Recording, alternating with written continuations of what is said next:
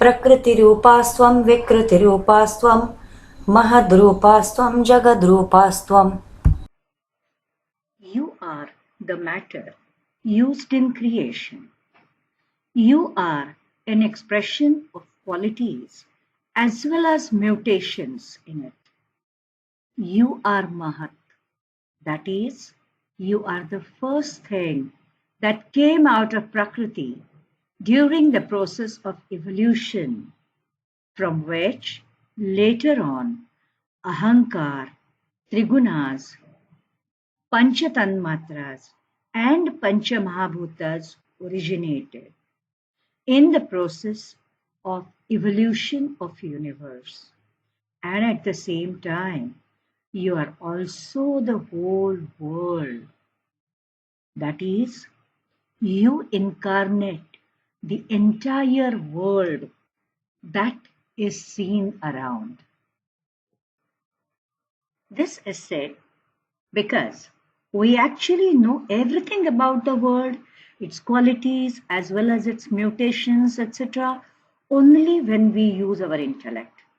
But for using this intellect, we say that we need the goddess of knowledge to impart us this intellect. Maybe we say this with one of the two possible intentions. One is we do not want to develop a false ego that we know everything. And the other is we do not want to accept the responsibility of taking efforts to know all things we need from life.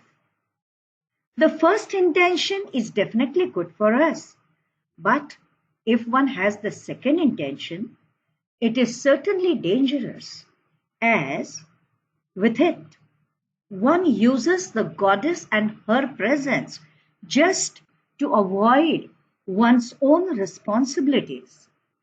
So we must be careful about it.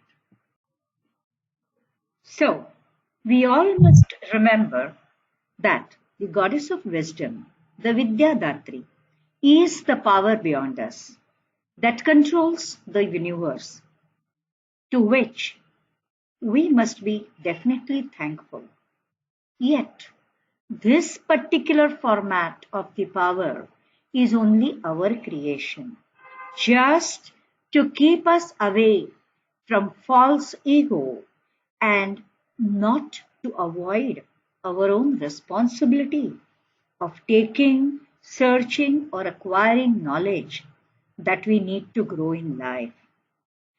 This power is all pervading, and it is seen to exist in all animals as well as inanimate beings and objects. With it, all things and beings react in a specific way to each event and situation.